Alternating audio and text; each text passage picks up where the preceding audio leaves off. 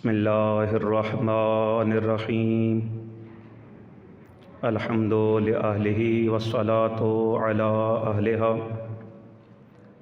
اما بعد فقد قال مولانا علی بن ابی طالب اولئک خلفاء اللہ فی ارضہ والدعاة إلى دینہ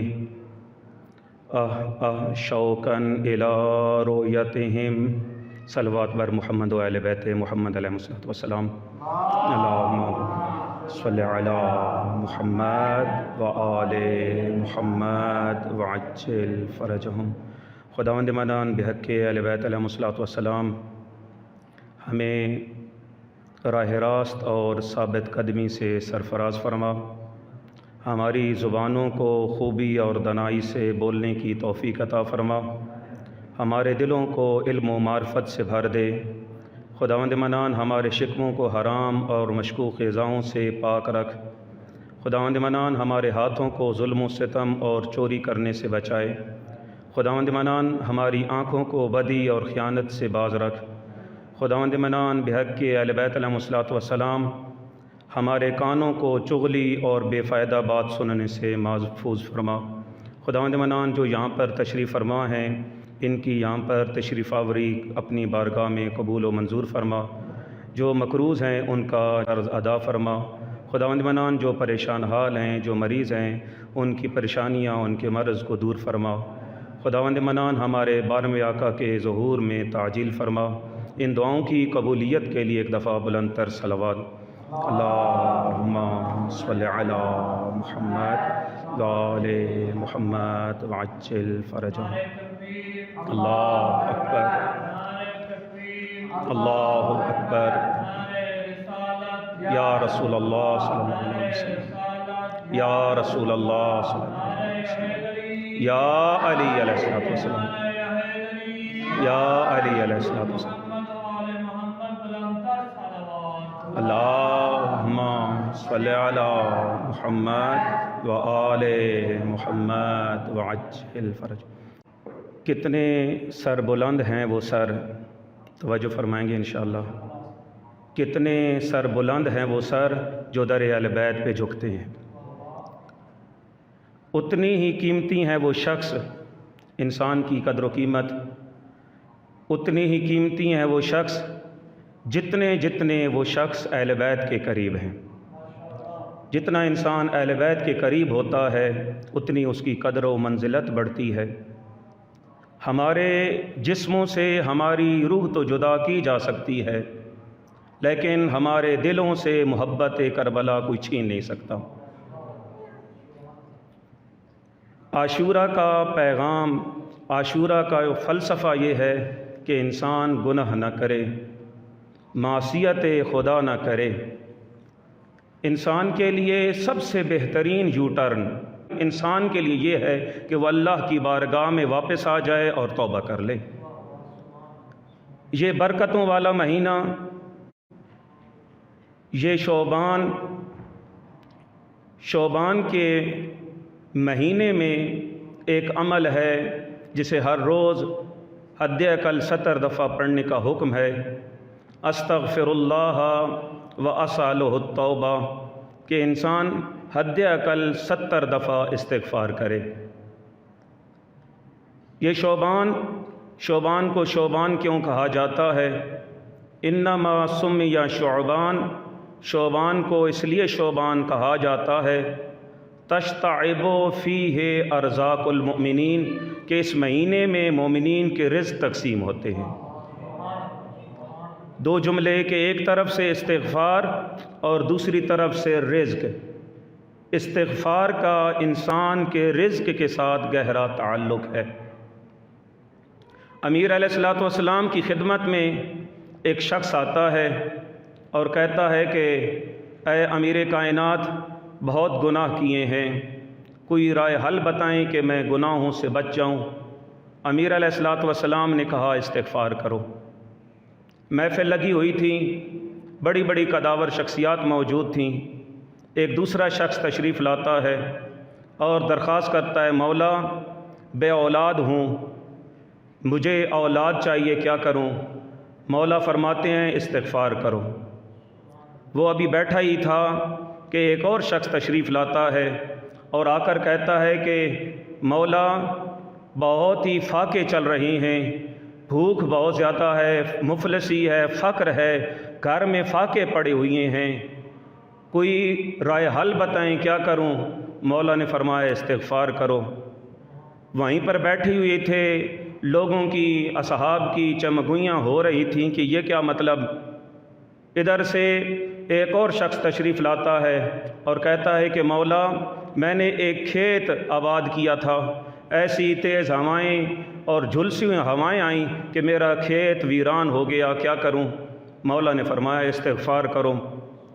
آتے ہیں چند افراد مل کر اور آ کر مولا کی خدمت میں حاضر ہوتے ہیں اور کہتے ہیں کہ مولا ہم نے بڑی مشکل سے اپنے گاؤں میں ایک نہر کھودی تھی اور نہر میں کچھ پانی آیا تھا، لیکن ہمارے لیے مشکل اب یہ بنی ہے کہ نہر ہے وہ خشک ہو گئی ہے۔ مولا نے فرمایا کہ استغفار کریں۔ توجہ فرمائیں گے کہ وہاں پر اصحاب بڑے عجیب و غریب نگاہوں سے مولا کو دیکھ رہے ہیں۔ آپ کے ذہنوں میں حتماً ہے کہ کچھ اشخاص وہاں پر امام سے پوچھنے لگے کہ مولا ہر کوئی آ رہا ہے، آپ اس کو ایک ہی جواب دے رہے ہیں، کیونکہ ان کے ذہنوں میں موجود تھا کہ کچھ افراد نے آپس میں میٹنگ کر کے کہا تھا کہ ہم مولا کی خدمت میں جائیں گے، وہ واقعہ یاد ہوگا، ہم مولا کی خدمت میں جائیں گے، ایک سوال کریں گے اور دیکھتے ہیں کہ مولا کیا جواب دیتا ہے۔ وہاں پر ہر شخص ایک سوال لے کر آیا تھا، امام ہر شخص کے سوال کا مختلف جواب دیا تھا، لیکن آج امام کی روش تبدیل ہے، ہر بندہ آ رہا ہے، کوئی مال پوچھ رہا ہے، کوئی اولاد مانگ رہا ہے، کوئی اپنے کھیت کے بارے میں سوال کر رہا ہے، کوئی اپنے ندی کے بارے میں سوال کر رہا ہے۔ مولا ہر کسی کو جدا جدا جواب نہیں دے رہے، سبھی کو ایک جواب دے رہے ہیں۔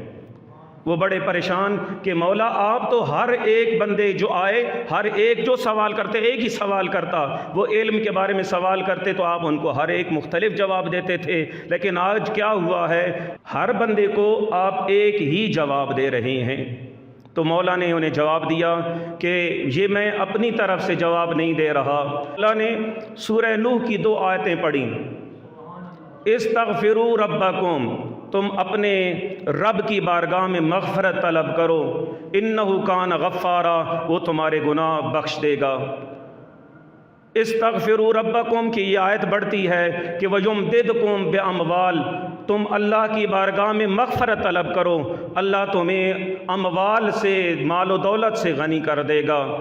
وَيُمْدِدْكُمْ بِأَمْوَالٍ وَبَنِينَ، تم استغفار کرو کہ اللہ تمہیں اولاد دے گا، اور تم استغفار کرو کہ اللہ رب العزت وَيَجْعَلْ لَكُمُ الْجَنَّاتِ، کہ تمہارے لیے باغات بھیج دے گا، وَيَجْعَلْ لَكُمُ الْأَنْہَارَ، اور تمہارے لیے نہریں جاری کر دے گا۔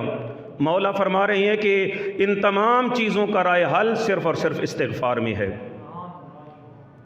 مومنین کرام توجہ فرمائیں گے کہ استغفار کا مقابلے میں استغفار جو کرنا ہے، فقط اور فقط گناہوں کے بعد استغفار کرنا ضروری نہیں ہے، بلکہ اگر ایک انسان فرض کر لیتے ہیں کہ وہ گناہگار نہیں ہے لیکن اسے مال کی ضرورت ہے، تو قرآن اور امیر علیہ الصلوۃ والسلام کیا حکم دے رہے ہیں؟ اگر مال چاہیے تو استغفار کرو، اگر تمہیں اولاد چاہیے تو استغفار کرو، اگر تجھے باغات چاہیے تو استغفار کرو، اگر تمہیں نہریں چاہیے تو استغفار کرو۔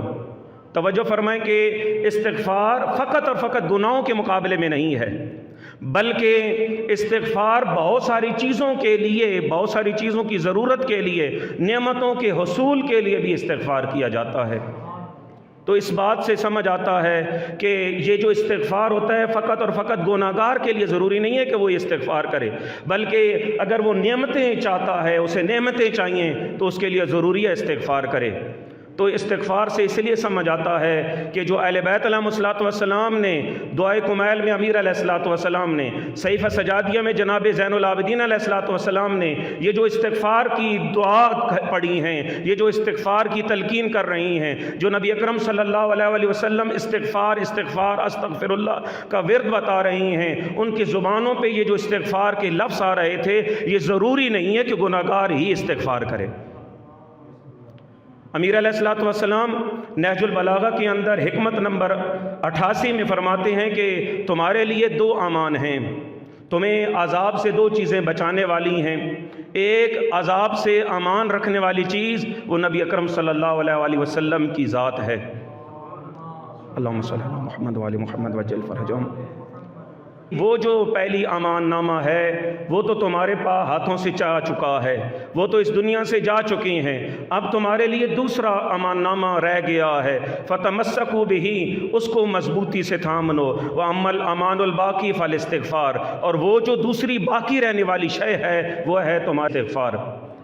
پھر امیر علیہ السلام نے سورہ انفال سے 2 آیتیں یہاں پر کوٹ کی ہیں، وَمَا كَانَ اللَّهُ لِيُعَذِّبَهُمْ وَأَنْتَ فِيهِمْ، اے رسول جب تک تم ان کے درمیان ہو اللہ ان کو عذاب نہیں دے گا۔ وَمَا كَانَ اللَّهُ مُعَذِّبَهُمْ وَهُمْ يَسْتَغْفِرُونَ، جب تک یہ استغفار کر رہی ہیں اللہ ان کے اوپر عذاب نہیں بھیجے گا۔ اب یہاں پہ پتہ چلتا ہے کہ امان 2 چیزیں ہیں، ایک نبی اکرم صلی اللہ علیہ وسلم کی ذات، اور دوسری امان وہ استغفار ہے۔ یہاں پر یہ بھی سمجھ آتا ہے کہ آیا جو میں اور آپ استغفار کر رہی ہیں، دیکھیں کہ استغفار فقط گناہوں کے مقابلے میں نہیں بلکہ نعمتوں کے حصول کے لیے بھی استغفار ضروری ہے۔ یہ دنیا کے اندر جو نعمتیں چل رہی ہیں، یہ نعمتوں کی برسات جو چل رہی ہے، لولا الحجہ لصاحت الارض بآلہا، یہ آج تک زمین اپنے جاؤ حشمت کے ساتھ قائم ہے۔ تو بات یہ سمجھ آتی ہے کوئی ایک رسول جیسا ہے جو استغفار کر رہا ہے، جس کے استغفار کی وجہ سے یہ کائنات چل رہی ہے، وہ ہیں نبی اکرم صلی اللہ علیہ وسلم کے وسیع امام زمان اجل اللہ تعالی فرہ شریف۔ وگرنہ میرے اور آپ کے استغفار میں کیا جرت کہ ہم نعمتوں کے نزول کا سبب بن پائیں۔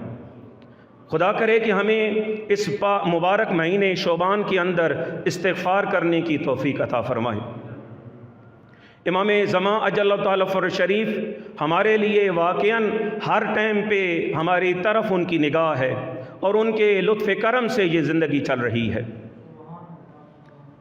جس طرح تمام کتابوں کے اندر تمام کے تمام انبیاء نے، تمام کے تمام رسولوں نے آخری رسول ختمی مرتبت کے لیے بشارت دی ہے، اسی طریقے پر تمام کے تمام معصومین نے 12ویں آقا امام مہدی کے ظہور کی بشارت دی ہے۔ ہر امام اور ہر معصوم نے ہمیں بتایا ہے کہ ایک 12واں آئے گا جو اس دنیا کو عدل و انصاف سے بھر دے گا۔ نبی اکرم صلی اللہ علیہ وسلم معراج پہ تشریف لے جاتے ہیں۔ حدیث معراج حتماً آپ نے مطالعہ فرمائی ہوگی۔ حدیث معراج کے اندر لکھا ہے، اس میں حدیث قدسی ہے کہ جب نبی اکرم صلی اللہ علیہ وسلم کو امام زمان اجل اللہ تعالی فرہ شریف کی نور کی زیارت کرائی گئی تو اس ٹائم پہ ارشاد رب العزت ہے، یا محمد احبب ہو، اے نبی اکرم صلی اللہ علیہ وسلم اس نور سے، اس 12ویں تاجدار سے محبت کر، فَإِنِّي أُحِبُّهُ، اور میں اس سے محبت کرتا ہوں، وَأُحِبُّ مَنْ أَحَبَّهُ، اور اس سے بھی محبت کرتا ہوں جس 12ویں سے محبت کرتا ہوں۔ یہ جب نبی اکرم صلی اللہ علیہ وسلم معراج پہ گئے تھے اس ٹائم پہ خداوند منان کا حکم تھا۔ نبی اکرم صلی اللہ علیہ وسلم مدینہ میں تشریف فرما تھے۔ جناب امام حسین علیہ السلام حدیث نقل فرماتے ہیں کہ نبی اکرم صلی اللہ علیہ وسلم کے حضور ابی بن کعب بھی موجود تھے۔ نبی اکرم صلی اللہ علیہ وسلم ابی بن کعب کو 12 اماموں کے بارے میں ڈیٹیل سے تفصیل سے بتا رہے تھے۔ پھر 12ویں امام کی تفصیل بتائی، ان کی خصوصیات بتا کر پھر 12ویں امام کے جو یاران اور انصار اور ان کے محبین ہیں ان کی نشانیوں کو بتایا۔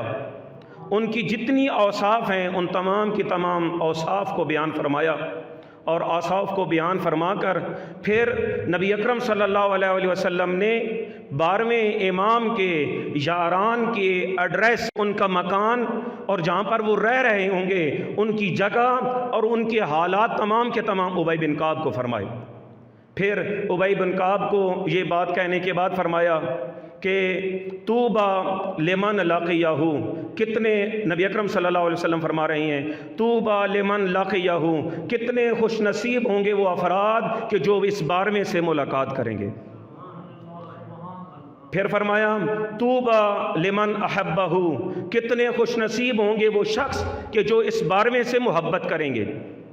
پھر فرمایا طوبی لمن قال بہ، کتنے خوش نصیب ہوں گے وہ شخص جو اس کی امامت کے قائل ہوں گے اور اس کی امامت کا دم بھرتے ہوں گے۔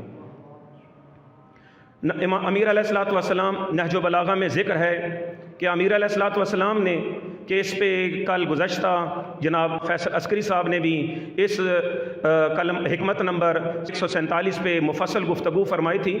آج اس کا صرف ایک حصہ بیان کرتا ہوں، پھر میں اپنی گفتگو کو آگے جاری رکھتا ہوں کہ امیر علیہ الصلوۃ والسلام نے جناب کمیل کو قبرستان سے لے کر صحرا میں لے گئے، اور صحرا میں وہاں پر جو پہنچایا تو وہاں پر بہت ساری گفتگو فرمائی، اور بہت ساری باتیں کرنے کے بعد آخر میں بیان فرمایا کہ اے کمیل، یہ آخر ایک زمانہ ایسا آنے والا ہے کہ جو فتنوں سے بھرا ہوگا، جو مشکلات سے بھرا ہوگا۔ اس زمانے میں کچھ ایسے افراد ہوں گے کہ جو افراد اولئک خلفاء اللہ فی ارضیں، یہی وہ لوگ ہوں گے کہ جو زمین میں اللہ کے نائب ہوں گے، والدعاۃ الی دینہ، اور وہی لوگ ہوں گے کہ جو لوگوں کو دین کی طرف دعوت دیں گے۔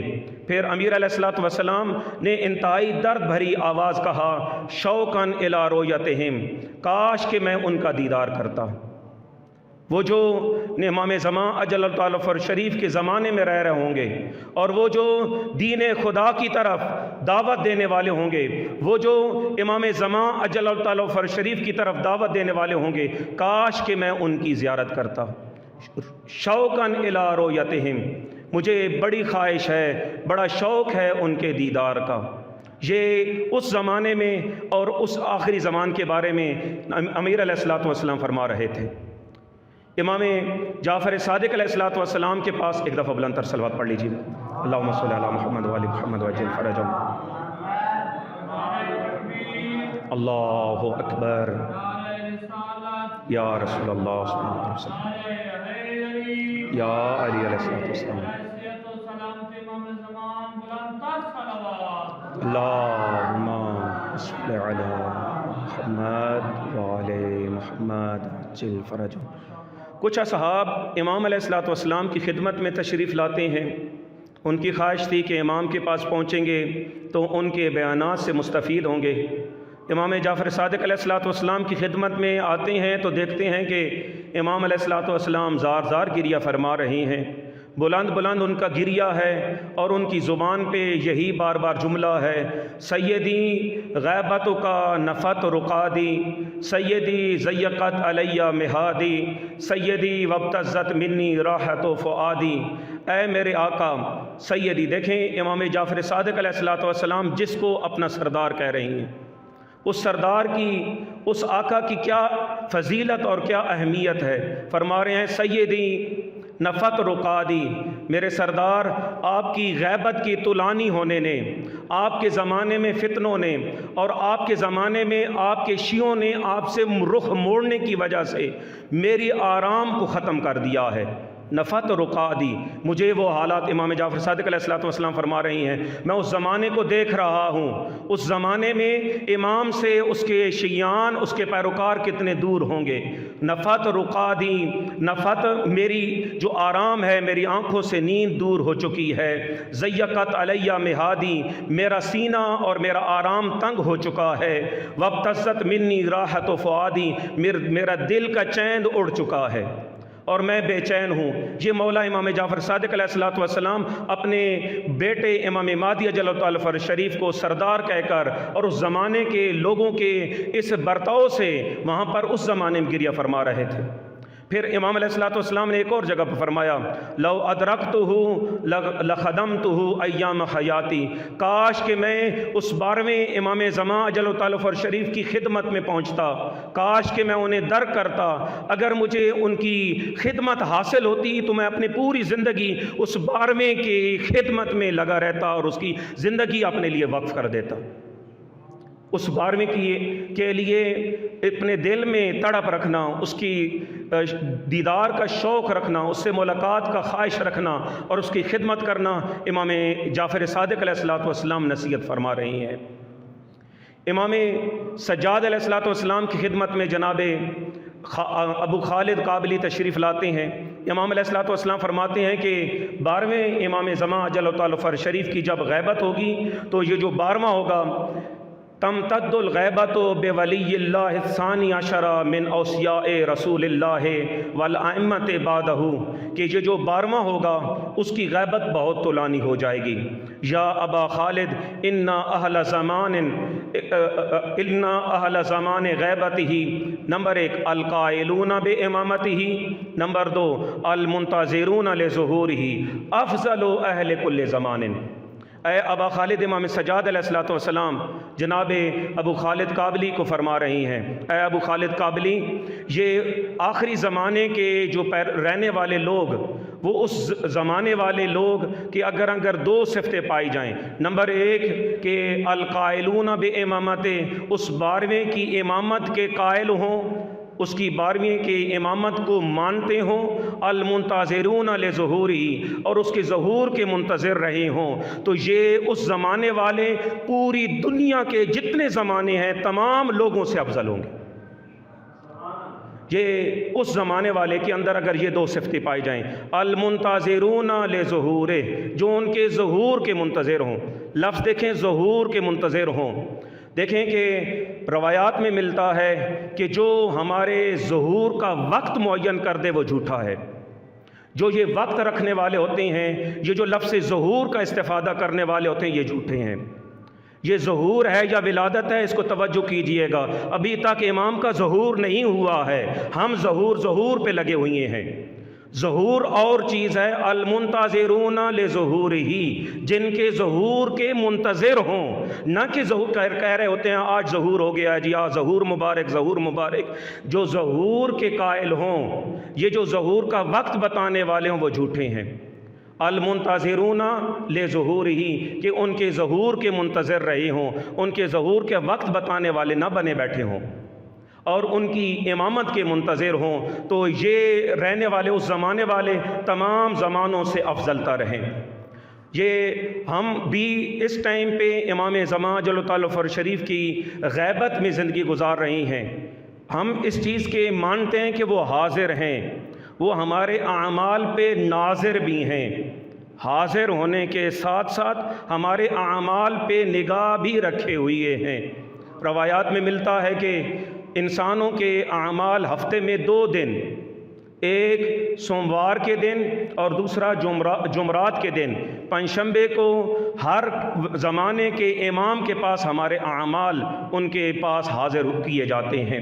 یعنی ایک ہمارے پاس تعرض کل خمیس، ہر جمعرات کو، اور ہر جو اثنین یعنی سوموار کے دن اور جمعرات کے دن ہمارے اعمال ان کے پاس پہنچتے ہیں، وہ حاضر بھی ہیں اور ہمارے اعمال پہ دیکھ بھی رہی ہیں۔ پھر ہفتے میں 2 دن کے بعد ہر مہینے کے آخر میں ہمارے اعمال پھر ان کے پاس پیش کیے جاتے ہیں۔ پھر سال کے اعمال 15 شعبان کو ہمارے وقت کے امام کے پاس پیش کیے جاتے ہیں۔ پھر جب وہ ہمارے اعمال پہ سوموار کے دن، جمعرات کے دن، ہر مہینے کے آخر میں 15 شعبان کو ہمارے اعمال پہ نگاہ کرتے ہیں، اگر ہمارے اعمال میں نیکیاں دیکھیں تو وہ خوش ہو جاتے ہیں، لیکن اگر ہمارے اعمال کے اندر برائیاں ہوں تو وہ غمگین ہو جاتے ہیں۔ خدا نہ کرے کہ ہم یہاں پر بیٹھ کر جو وقت کے امام غیبت میں بیٹھے ہوئے ہیں ان کو زیادہ غمگین کر سکیں۔ وہ ہمارے اعمال سوموار کے دن، جمعرات کے دن، ہر مہینے کے آخر میں، سال کے بعد 15 شعبان کو اعمال پیش کیے جاتے ہیں۔ امام زمان اجل تعالی فرج شریف نے شیخ مفید علیہ الرحمہ کو ایک توقیع نامہ لکھا، خط لکھا، جو توقیع نامہ جناب شیخ مفید علیہ الرحمہ کے خدمت میں پیش کیا گیا۔ اس توقیع نامے کے اوپر شیخ مفید علیہ الرحمہ کو اپنا بھائی خطاب فرمایا، یا اخی، اے میرے بھائی۔ پھر اس کے بعد ایک طولانی وہ توقیع ہے، طولانی گفتگو ہے، وہ خط ہے جو امام زمان جل تعالیٰ فر شریف نے جناب شیخ مفید علیہ الرحمہ کو لکھا تھا۔ اس توقیع نامے میں پھر اس میں ایک حصے میں یہ بیان فرماتے ہیں، لو ان اشیاءنا، کاش کہ ہمارے شیعہ، وفقہم اللہ لطاعتہ، اللہ انہیں اللہ کی اطاعت کرنے کی توفیق عطا فرمائے۔ وفقہم اللہ لطاعتہ، دعا دے رہے ہیں اپنے شیعوں کے لیے امام زمان جل تعالیٰ فر شریف کہ اگر کاش کہ ہمارے شیعہ علی اجتماع من القلوب من الوفاء بالعہد علیہم لما تاخر عنہم الجمنہ بلقائنا، کاش کہ ان کے دل یکجاں ہو جائیں، اور جو ہم نے ان کے ساتھ عہد و پیمان باندھے تھے، جو ہم نے ان کے ساتھ عہد و پیمان قرار دیے تھے، ان عہد و پیمان کی وفا کرتے اور یہ یکجان ہو جاتے، دل ان کے اکٹھے ہو جاتے۔ دیکھیں کہ جسموں کو اکٹھا کرنا کوئی اتنا مشکل نہیں ہے، ایک دعوت دیں جسم اکٹھے ہو جاتے ہیں، ایک جگہ پر بلائیں جسم اکٹھے ہو جاتے ہیں۔ امام علیہ السلام جسموں کے اکٹھے ہونے کی گفتگو نہیں فرما رہی ہیں، امام علیہ السلام فرما رہے ہیں کاش کہ ان کے دل اکٹھے ہو جائیں، ان کے دلوں میں اجتماع آ جائے، ان کے دلوں میں وحدت آ جائے، ان کے دلوں میں محبت آ جائے، ان کے دل اکٹھے ہو جائیں، اور ہم نے ان کے ساتھ جو عہد و پیمان باندھے تھے ان عہد و پیمان کو پورا کرتے، تو ہماری ملاقات کوئی دور نہیں تھی۔ ہماری ملاقات اور ہمارا ظہور کیوں دور ہو رہا ہے، اس میں کیوں طول ہو رہا ہے، اس میں کیوں غیبت طولانی ہو رہی ہے؟ غیبت کے طولانی ہونے کا امیر علیہ السلام خود امام زمان اجل اللہ تعالیٰ فر شریف نے شیخ مفید علیہ الرحمہ کو بتایا کہ ہمارے غیبت کی طولانی ہونے کا سبب کیا ہے، فما یحسبنا عنہم الا ما یتصل بنا مما نکرہ، یہ ہماری غیبت صرف اور صرف اس لیے طولانی ہو رہی ہے کہ ہم نے جن چیزوں سے انہیں منع کیا تھا، وہ کام کہ جو ہمیں ناپسند ہیں، وہ کام کہ جو ہمیں اذیت دیتے ہیں، ان کاموں کو جن کو ہم نے روکا تھا، باوجود روکنے کے وہ بار بار انجام دے رہی ہیں۔ ان ناپسندیدہ کاموں کی وجہ سے ہماری غیبت طولانی ہو رہی ہے۔ ہماری غیبت میں جو طولانی ہے، یہ مطلب نہیں ہے کہ ہم ان کو دیکھ نہیں رہے ہیں، بلکہ ان کے تمام اعمال پہ ہم حاضر بھی ہیں اور ناظر بھی ہیں، ان کا مشاہدہ بھی کر رہے ہیں۔ آپ علامہ مجلسی علیہ الرحمہ نے بحار الانوار کے اندر ایک مفصل حدیث نقل فرمائی ہے جناب رمیلہ کے عنوان سے۔ جناب رمیلہ کی عنوان سے ایک اور بھی حدیث ہے جناب ابو علی کے بارے میں جناب رمیلہ کی جو حدیث ہے علامہ مجلسی نے نقل فرمائی ہے اور ارشاد القلوب میں بھی نقل ہوئی ہے۔ اس میں جناب رمیلہ کے بارے میں کہ یہ جناب رمیلہ امیر علیہ السلام کے زمانے میں زندگی گزار رہے تھے۔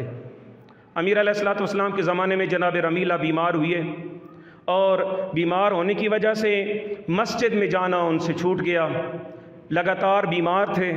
پھر ان کے جسم میں کچھ افاقہ ہوا۔ روایت میں نقل ہوتا ہے کہ وہ جمعہ کا دن تھا، جمعہ کے دن جناب رمیلہ نے اپنے جسم کے اندر کچھ توانائی محسوس کی، تو انہوں نے ارادہ کیا کہ آج مسجد کوفہ میں جناب امیر علیہ السلام کے پاس جا کر نماز جمعہ میں شرکت فرمائیں گے۔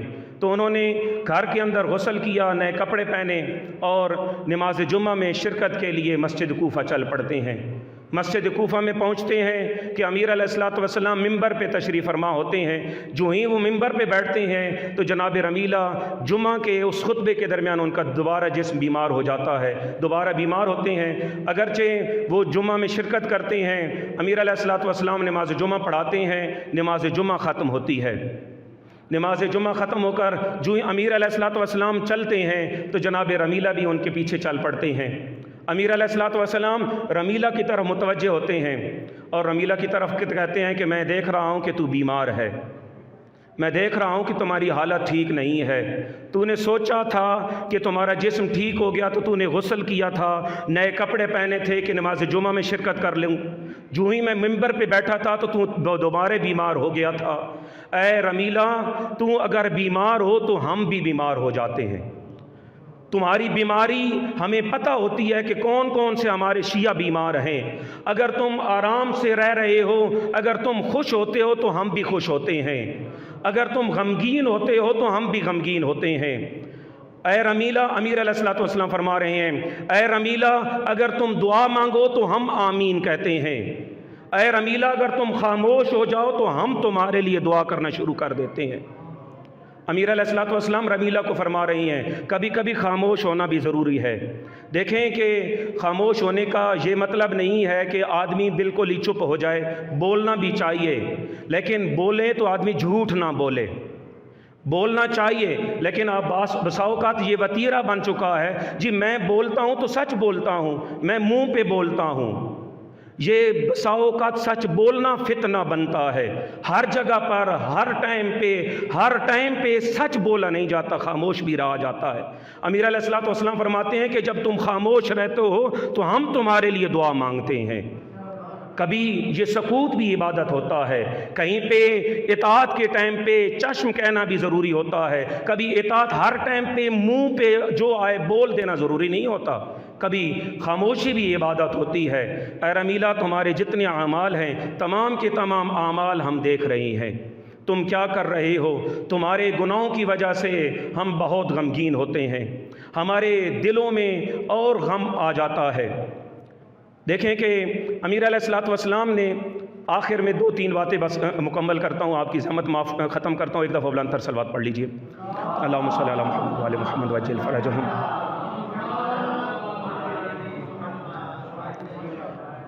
امیر علیہ الصلوۃ والسلام نے فرمایا ہے کہ اپنے نماز جمعہ کے 2 قنوتوں کو امام زمان کے ظہور کی دعا کے لیے وقف کر دو۔ نماز جمعہ کے 2 قنوتوں کے اندر ظہور کے لیے دعا کو وقف کر دو، پہلا بھی قنوت اور دوسرا بھی قنوت، اپنے نماز جمعہ کے قنوتوں کو 12ویں آقا کے ظہور کی تعجیل کے لیے وقف کر دو۔ نبی اکرم صلی اللہ علیہ وسلم نماز جمعہ مسجد نبوی میں دے رہے تھے، ان کا شروع میں طریقہ یہ تھا کہ مسجد نبوی کے اندر جب بھی نماز جمعہ دیتے تو مسجد نبوی کی کیونکہ چھت لکڑیوں کی تھی اور پرانی جو پہلی دفعہ مسجد نبوی بنائی گئی تھی تو اس کے مسجد کے اندر ایک ستون تھا، خوش لکڑی کا، کھجور کا خشک لکڑی کا ستون تھا، جس ستون کا سہارا لے کر نبی اکرم صلی اللہ علیہ وسلم جمعے کا خطبہ دیا کرتے تھے۔ پھر ایسا ہوا کہ اصحاب کی تعداد، نماز جمعہ میں شرکت کرنے والوں کی تعداد جو بڑھی تو مشورہ دیا گیا کہ نبی اکرم صلی اللہ علیہ وسلم آپ کے لیے ممبر تیار کرتے ہیں تاکہ آپ ممبر پہ کھڑے ہو کر جمعے کا خطبہ دیا کریں۔ تو نبی اکرم صلی اللہ علیہ وسلم نے کہا کہ اگر ممبر بنانا ہے تو 2 سیڑھیوں والا ممبر بنانا۔ ممبر تیار ہوا، نبی اکرم صلی اللہ علیہ وسلم نماز جمعہ کے خطبے میں نماز جمعہ کے لیے تشریف لاتے ہیں، مسجد میں داخل ہوتے ہیں، مسجد کے بالکل درمیان میں جو ستون تھا اور ایک کونے میں ممبر لگا دیا گیا۔ نبی اکرم صلی اللہ علیہ وسلم مسجد میں داخل ہوتے ہیں اور ممبر کی طرف بڑھنے کے لیے اس ستون سے گزرتے ہیں، اس ستون سے ان کا گزر ہوتا ہے۔ نبی اکرم صلی اللہ علیہ وسلم جو ہی ممبر کے پاس پہنچتے ہیں تو ان کی پشت اس ستون کی طرف ہو چکی تھی، ادھر ابھی ممبر پہ کھڑے ہوتے ہیں، مسجد نبوی کے درمیان ایک بلند آواز سے چیخ اٹھتی ہے اور انتہائی بلند آواز سے رونے کی آواز آتی ہے، جتنے اصحاب بیٹھے ہوتے اٹھ کھڑے ہوتے ہیں کہ آواز آئی ہے تو کہاں سے آواز آئی ہے، اتنا بلند گریہ کہاں سے آ رہا ہے۔ تو نبی اکرم صلی اللہ علیہ وسلم ممبر کو چھوڑتے ہیں، خوش لکڑی کے ستون کے پاس آتے ہیں اور اس کو اپنے گلے لگاتے ہیں اور اس ستون سے جو رونے کی آواز تھی اس پہ ہاتھ مارتے ہیں، تھپکی مارتے ہیں، وہ خوش لکڑی کا ستون چپ کر جاتا ہے، وہ خوش لکڑی کا ستون چپ کر جاتا ہے۔ اس خوش لکڑی کے ستون کو چند لحظہ جو وقت کا امام، وقت کا رسول ان کے ساتھ جو مل کر خطبہ دیتا تھا، اس خوش لکڑی کے ستون کو اپنے وقت کے رسول کا فراق جدا نہ ہوا، اس کی جدائی برداشت نہ ہوئی، زار زار گریہ کر رہا تھا۔ ہمارے وقت کا امام ہم سے کھو چکا ہے، ہمارے جسموں پہ کوئی اثر ہی نہیں ہے۔ وہ خوش لکڑی کا ستون زار زار گریہ کر رہا تھا خوش لکڑی کا ستون، ہمارے وقت کا امام ہم سے گم ہو چکا ہے۔ ہمارے جسم کے اندر کوئی کپ کپی، کوئی ان کے لیے غیبت کے لیے کوئی ایک دعا، کوئی ایک صدقہ، کوئی حد اقل ہمارے وجود میں ایک ایسا فرق آنا چاہیے کہ اس وقت کے ظہور کو امام کی ظہور کے لیے دعا کریں۔ امام زمان جل تعالیٰ فر شریف جب ظہور فرمائیں گے تو مسجد خانہ کعبہ کی پشت کے ساتھ دیوار لگا کر 3 جملے کہیں گے۔ میں صرف 3 جملے پڑھتا ہوں اور آپ کی زحمت تمام کرتا ہوں۔ وہ 3 جملے فرمائیں گے، الا یا اہل العالم ان جدی الحسین قاتلوہ عطشانا، اے دنیا والو، میرے دادا امام حسین علیہ السلام کو پیاسا شہید کیا گیا۔